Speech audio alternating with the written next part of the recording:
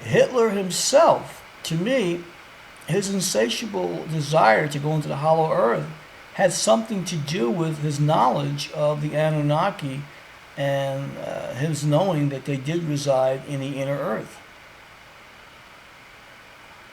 Well, there's there's not too much more to go with this except for what can we do now? Where are we going now? And here's what I wanted to explain to people is we've talked about what the problem is, but what we have a big lack of on this planet is talking about solutions. My idea solutions are never in line with anything that's a violent reaction to the people that have hurt us. The reason is because if we hurt them, we're no better than them. Okay? We're no better than the worst person in this universe, and we are no worse than the worst person in this universe. We are all one, and we are all connected. So how do we defeat this? If we're weak and we're held down by people who believe that they're from these gods, and they treat us like we're slaves, and the rich and powerful believe that they're descended. By the way, before I go on, I did want to touch on something that's just really interesting. Um, you were talking about the lineage of Anu and Aulu and all this stuff, and Enu. Um, there was the law of the seed. The law of the seed, well, pretty much the history on this planet was that they had a big war between the North and the South, and this war wiped out almost all the men, and they realized that they must come to some kind of truce or they were just going to wipe themselves out. So what they did was they took a king from the North or South, and they gave them a queen from the North or South, opposites, and that became the first marriage. And that was, the marriage became a partnership and a deal. Before that, you just slept with whoever you wanted to sleep with and brought them into your household. The marriage of the king and queen was to solidify that truth. Well, yeah, you're exactly right. But this happened. This happened. Well, let me get through this real quick, and then we can go back. Is that the queen, if she didn't have the boy first, if it was one of the concubines, he could become king. And so there was a queen, and she got really frustrated. And so she conned her husband into putting a clause in there that said, if you were a half-sister or any relative to the king and you married the king, which she was a half-sister, that her son, even though born after the concubines, could become king. So what happened was they inbred to the point where they could no longer have children as a direct result of that. And so the king walked outside of the palace not being able to have a son or a daughter, and he walked out and he picked the first boy that he came upon and renamed him Lama, meaning dryness or lack of seed. And so we are all descended, quote unquote, or the Anunnaki lineage from the Lama. And that Lama is the same idea that they used in the Buddhist temples, when they were in Tibet. Now they're in India, but they pick a child that is going to be the next Lama, because number one, Buddhist men don't usually have kids at all, and number two, because of that tradition, they go out and they find the new Dalai Lama or the new dryness, the new god of their Buddhist religion. And so that religion is just another broken down basis of the Sumerian text. So when you start looking at all the religions around the world, you understand they all go back to this. And what they try to do is break it up, make it all separate and different to confuse you. And then they want you to they use your cloudiness, your idea that my beliefs are better than your beliefs and your beliefs suck, and so we're going to have a war with you to keep us constantly at war and bickering with each other. Well, basically. And you wanted to touch on something, and then I'll get back to where we're going again. Well, basically, when Enki and Enlil had this fallout, Enlil decided to flood the earth, which he did. When Enki found out that the king Anu had decided that he was going to side with Enlil, his son, and allow him to flood the world, Enki came up with a plan, got Noah, who was his half son, because he copulated with an earthling, and gave Noah the ability to save, through test tube experiments in a submarine, all the species he had created on Earth. When Enlil came back after the flood and found that the Earth had Noah and his descendants, he was pissed. But then Enki told his brother, by the way, he's my half son. And then they realized that if they were going to rebuild this planet, they would need to use the earthling that they created in their image to reformulate the planet. But what they did was, Enki says, okay, I'll let you do that, Enki, to his brother. He says, but we're going to confuse the languages. And they confused all the languages so they would never speak one tongue. And that's the reason for all the languages around the world and all the differences, because they had another test tube experiment so that way people would look different. And that's how the other races came to be. But the initial race was... So you're kind of saying, and this is because I haven't got there yet, because I was kind of theorizing that, gold is off limits within a planet where it's more abundant. My question to you is why isn't the gold being taken from there? And what was the purpose of the Hopi Indians trading salt to the Middle Earth ant people to the inner Earth for gold, and storing it in Arizona where the government took over their lands and took over the gold there? What would that purpose be other than the inner Earth needed salt? Why wouldn't they just go and mine it at the source where it's completely warm inside, nice tropical, this and that? Is there a previous civilization that already resided in Earth that put a stop to that, and they just snuck in there and blew up the fountains, causing this flood? Was there already beings, in your opinion, in Earth at that time that would have prohibited them from getting the gold that was in there? Pretty much so, yes. Once the inner Earth was created, it was a place there where... are natural beings of this planet in the Earth, just like there was natural beings in the planet that is Nibiru, and they came from somewhere. They were seeded there maybe by other star galaxies or whatever. What happened? There is an understanding that they maybe it came from Syria.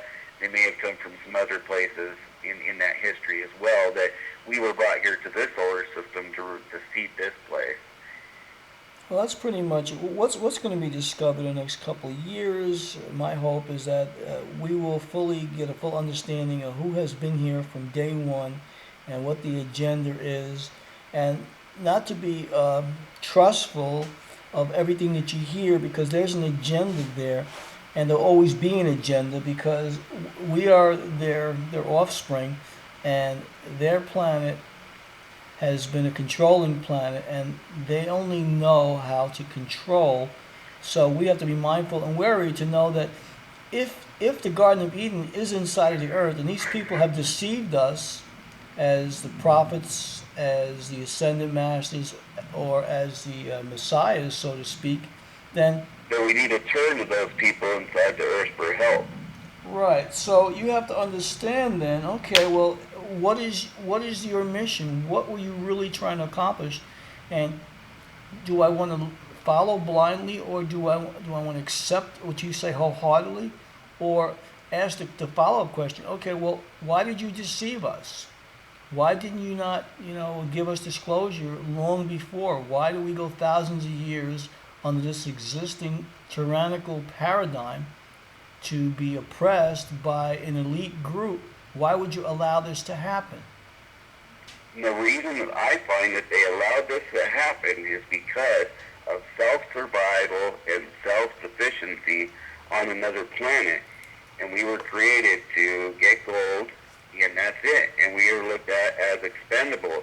And knowing that we are looked at as expendable, we have got to do something, or they're going to come down and they're going to wipe us out in a flood or whatever again, because we're starting to all speak one language again.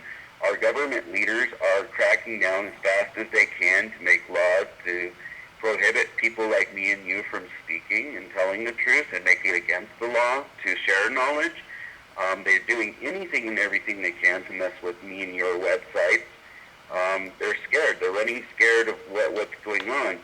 Well, what they don't understand is that people like me and you, we speak this peaceful message of what to do. And what that is I'm going to break down my idea on it, and then I'm going to kind of like throw it back to you and see what you think too. I find it really interesting that they call the nuclear arsenals a football, okay? And when you think about sports, what you think about is playing a game. And what are we taught from a very young age about sports? You're a pussy and you're a wimp if you quit the game. You play the game, lose or die, you play the game. You don't give up that football. You get into the end zone and you conquer, you know. Attack and destroy, especially here in America where we're the military might of the world. We're taught to be winners from a young age, you know. Whereas in other countries where, you know, they're taught that they're not as important, that they're all serving just their leader, and that they're nothing compared to their leader, and they should throw down their lives for their leader. Here we're taught to be the best of the best of the best. We only take the best of the best.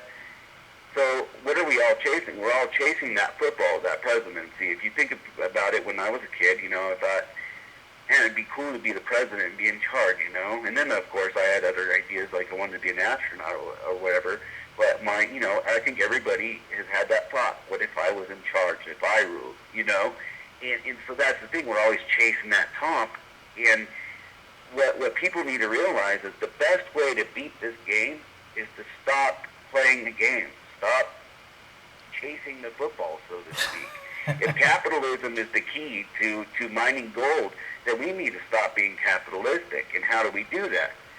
We decide we're not going to go to the grocery store and pay for groceries anymore. We're going to go in the grocery store and say, can I get groceries? I can come over here and push some carts for you, you know? Or whatever we need to do. We need to do some different things to eliminate the need for this capitalistic society. We need to implore protection and safety from the beings that are inside of our planet who told people like Richard Animal Byrd that we needed to stop having wars and that we needed to come to our senses and evolve to a higher state. And at that point, then they would be willing to be with us. And we need to do that. We need to defeat them in a smart manner, a peaceable manner. And the way to do that is to quit playing the game and start our own game. Even if we're a little bit scared at first that we might run out of resources temporarily, that's a temporary thing. Because after that, the new leaders will evolve, new leaders that look for humanity as a whole, who will push for free energy and cleaning up our planet, and we'll still be able to survive. The biggest thing they want you to do, people, is fear that if we stop doing what we're doing, by God, we're going to all die, or God's going to come down and destroy us. Well, very well, our Maker may get pissed off about it, but who's to say that we still won't get gold? You know, maybe a solution is to get along with everybody inside the planet and now, and all of our planets as a collective in the universe, instead of fighting over the gold, we can all share it, and we can share this gold to protect other planets, and we can start being a team in the universe. And so, me and Stephen here, in my opinion, are turning the corner and trying to bring this light that I was talking about to the universe. It's got to happen. Well, you know, if you want different results, you must do something different. I'll quote my friend, scientist and inventor Jerry Thomas, and he's a free energy inventor. He's got a website, freeenergy101.webs.com, which I helped him also to construct. But I tell people, if you want things to change... And again, that poor guy, he can't exactly come out and say what he wants to say about it, because if he does that, he puts a model up there for everybody to see, they'll come after him. Well, and then to wipe out his website. Well, you know? He's had challenges because I'm the webmaster on that. I've had challenges with that, and now, as I said, they tried to take him out a couple of months ago in February. They've tried me on January. So, you know, it comes with a price when you want to change the world. But I can tell you, there was a machine that he let me borrow, and it was an energy enhancer that made me feel good, and it's a preventive maintenance where you don't get sick. He's got another machine that's a 10-to-1 energy saver that you can, looks like a outdoor air handle unit that you can plug to your electricity and reduce your electricity by 9/10. So instead of, let's say you had $300 a month bill, now your bill would be $30.